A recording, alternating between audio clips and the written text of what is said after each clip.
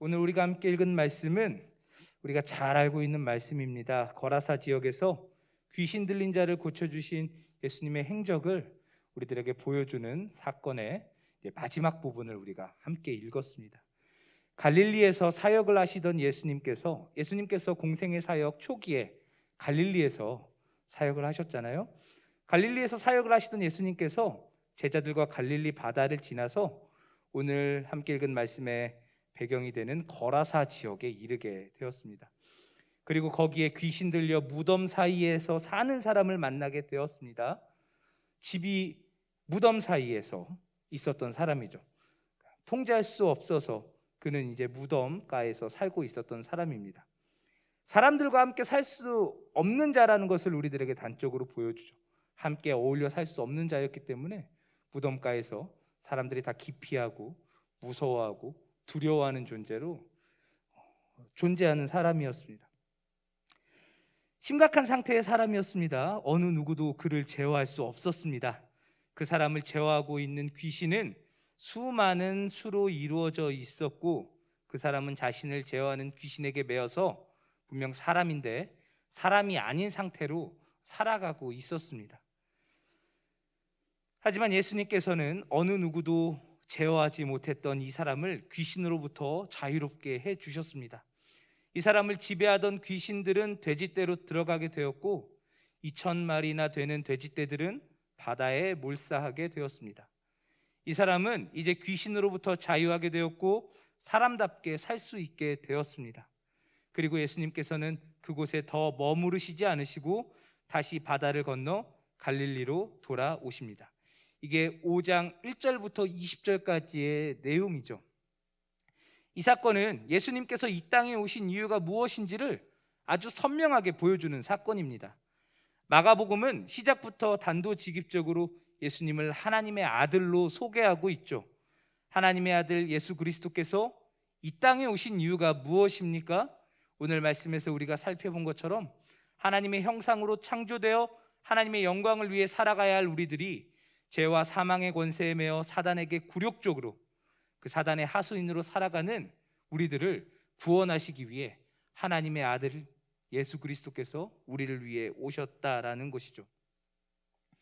본문에 나오는 귀신 들린 자는 겉으로는 사람의 모습을 하고 있지만 사람이라고 할 수 없는 삶을 살고 있었습니다. 그런 비참한 인생 가운데 예수님께서는 바다를 건너 거라사에 이르러 그를 구원하십니다. 예수님께서 그 사람을 자유하게 하시고 그 지역에 더 머무르지 않으셨습니다. 바로 다시 바다를 건너 원래 활동하시던 곳으로 돌아가셨죠. 이것이 의미하는 것이 무엇일까요? 예수님께서 그 한 사람, 귀신 들려 비참하게 살아가는 그 사람을 위해 바다를 건너 오셨다라는 것을 뜻하는 것이죠. 그 사람, 귀신에 매여서 사람답게 살지 못하고 무덤가에서 모든 사람들과 동떨어져 살아가는 그 한 사람을 구원하기 위해 예수님께서는 바다를 건너셨다라는 것입니다. 오직 그 한 사람을 위해 예수님께서는 그곳에 가셨던 것이죠. 예수님께서는 이와 같이 마귀의 권세에 매여 하나님께서 창조하신 대로 살지 못하고 마귀의 지배 아래 살아가는 우리들을 구원하시기 위해 친히 우리를 찾아오셨습니다. 참으로 우리는 마귀의 지배 아래 살아가던 자들이죠. 세상 어느 누가 나면서부터 난 하나님의 아들입니다 라고 말할 수 있겠습니까? 성경은 우리들에게 세상 모든 사람이 마귀의 권세 아래 있다 말하고 있습니다. 진정한 기쁨과 행복은 마귀 아래 살아가는 자들에게 허락되지 않죠. 겉으로는 번지르르하게 살아갈 수 있습니다. 하지만 그에게 허락되는 행복이라는 것은 존재하지 않는 것이죠. 행복을 맛보게 해줄지 모르지만 그것은 정말 일시적인 것이라 오히려 우리들을 더 갈증나게 만듭니다. 항구적인 행복, 영원한 행복은 마귀의 권세 아래 살아가는 자들에게는 결코 허락되지 않는 것이죠. 일평생 행복을 기대하지만 절망 속에서 살아가 비참하게 마무리되는 것이 오늘 이 땅을 살아가는 모든 사람들의 형국입니다.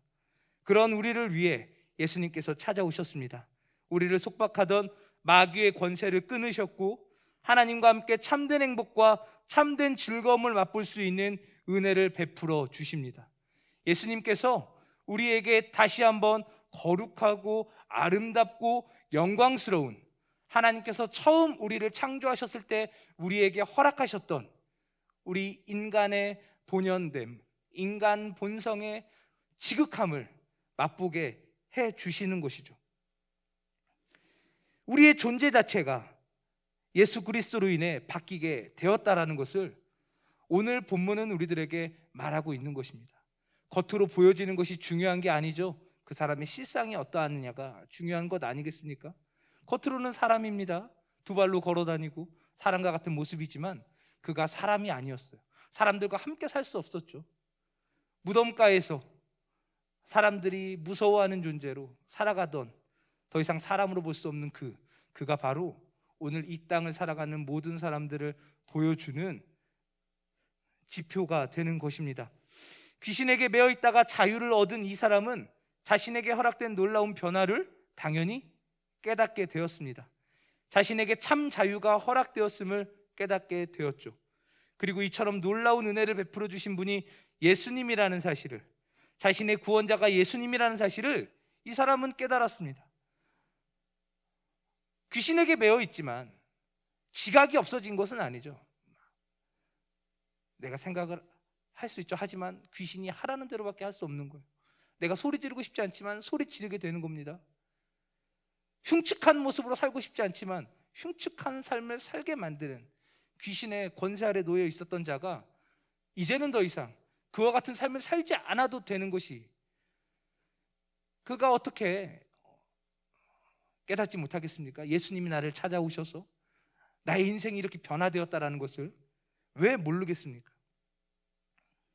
마귀에게 매어 살아가던 자신을 구원하신 예수님을 따라 살아가야 한다는 사실을 이 사람은 깨닫게 되었습니다. 예수님이 나의 인생을 완전히 변화시켜 주셨고 사람답게 살 수 있도록, 인간답게 살 수 있도록 예수님께서 나의 인생을 완전히 변화시켰다는 사실을 알고 있는데 어떻게 그 예수님을 떠날 수 있겠습니까? 예수님, 나 예수님과 함께하고 싶습니다. 이런 마음이 이 사람에게 생길 수밖에 없겠죠. 그래서 이 사람이 예수님께 무엇을 구합니까? 예수님과 함께하게 해달라고 구하고 있습니다. 예수님, 내가 예수님의 뒤를 따르는 자가 되기를 원합니다.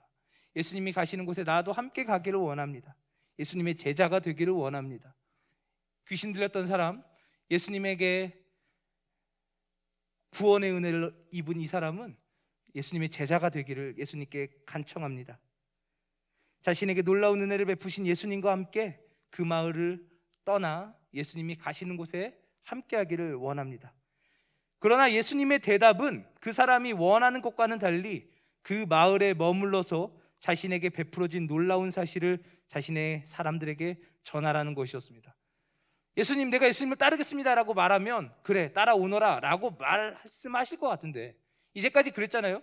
예수님 부르시고 세리든 죄인이든 다 예수님을 뒤따르는데, 예수님을 뒤따르겠다고 말하는 이 사람에게는 뒤따르지 말라고 말씀하시는 거예요.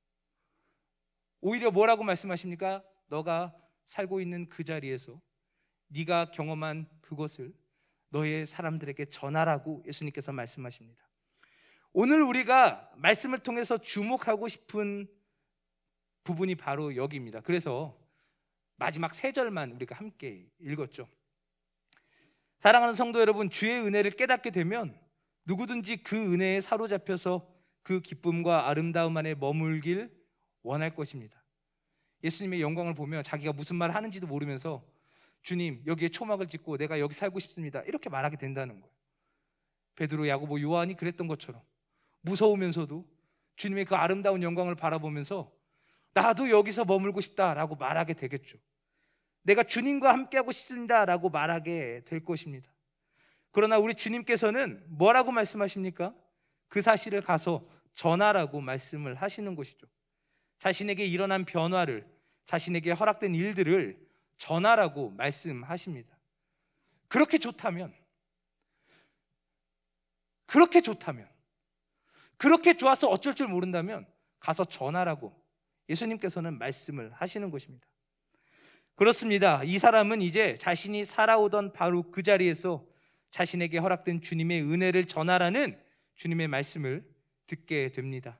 다른 곳이 아니라 바로 자신의 삶의 터전에서 자신의 삶의 자리에서 자신에게 허락된 주님의 은혜를 증거하는 사람이 되어야 하는 것입니다. 그리고 이 사람은 주님의 말씀을 따라 자신에게 허락된 그 사실을 전했습니다. 주님이 말씀하신 대로, 주님께서 그렇게 말씀하시죠. 너의 사람들에게 알리라라고 말씀을 하고 계시죠. 이 사람은 예수님을 따르길 원했지만 예수님의 말씀을 따라서 예수님 따르는 것을 멈추고 자신이 살던 그 자리에서 자신의 사람들에게 자신이 어떠한 일을 경험했는지를 전했습니다.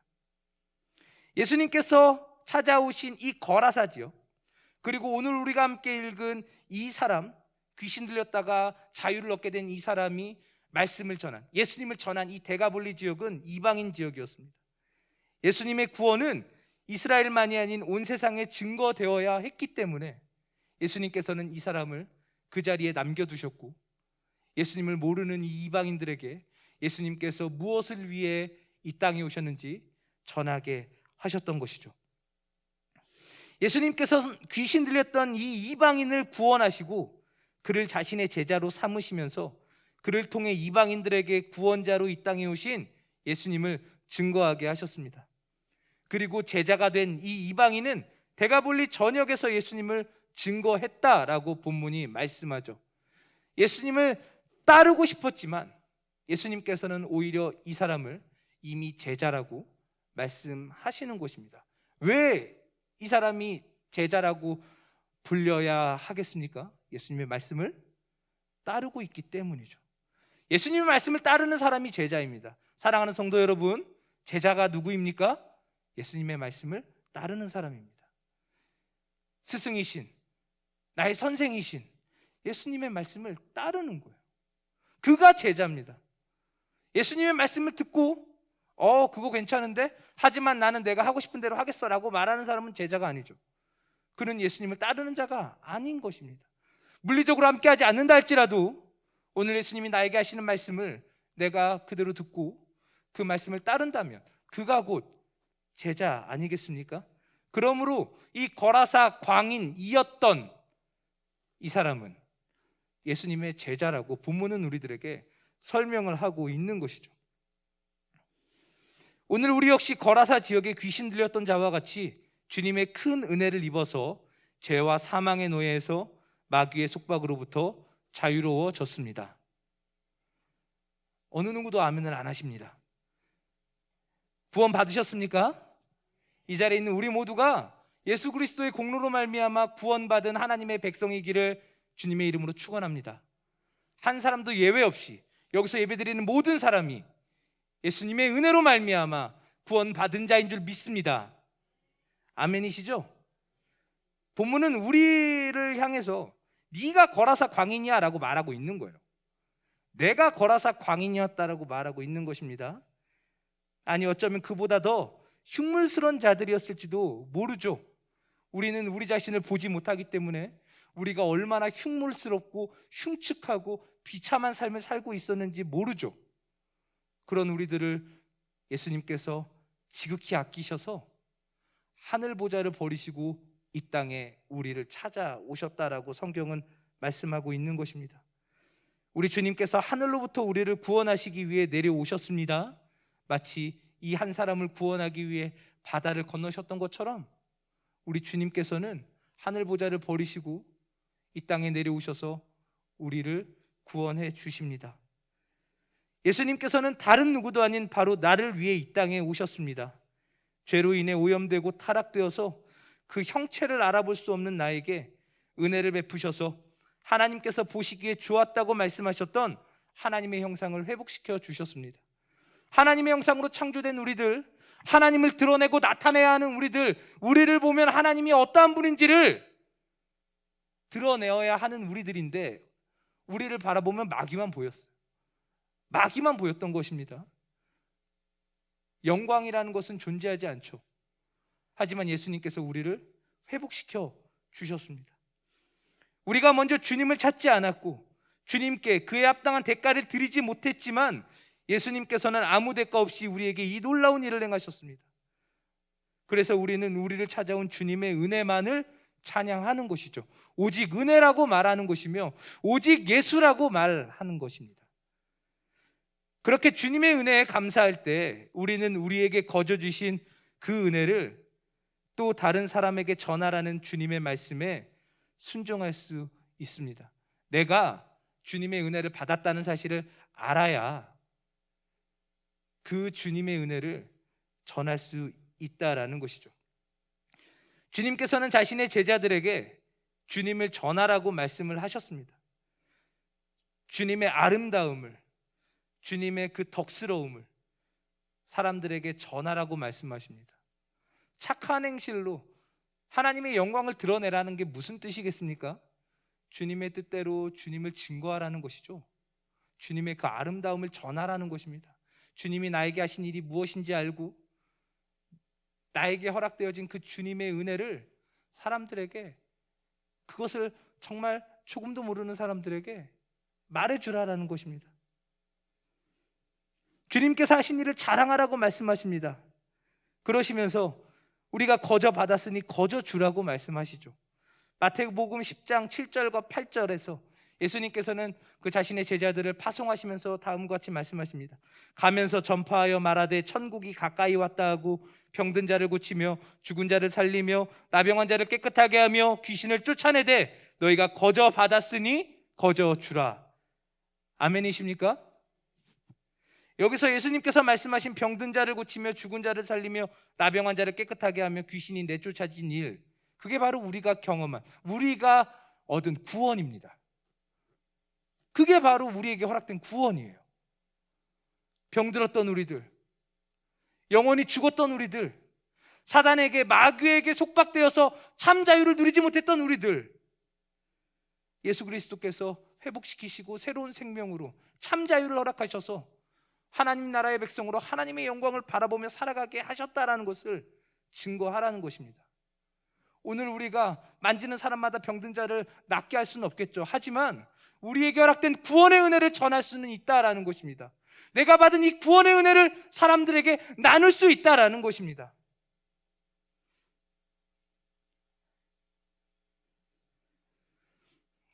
오늘 이 시간 우리들이 그와 같은 놀라운 주님의 구원의 은혜를 누리고 있는 자들이기를 다시 한번 소망합니다.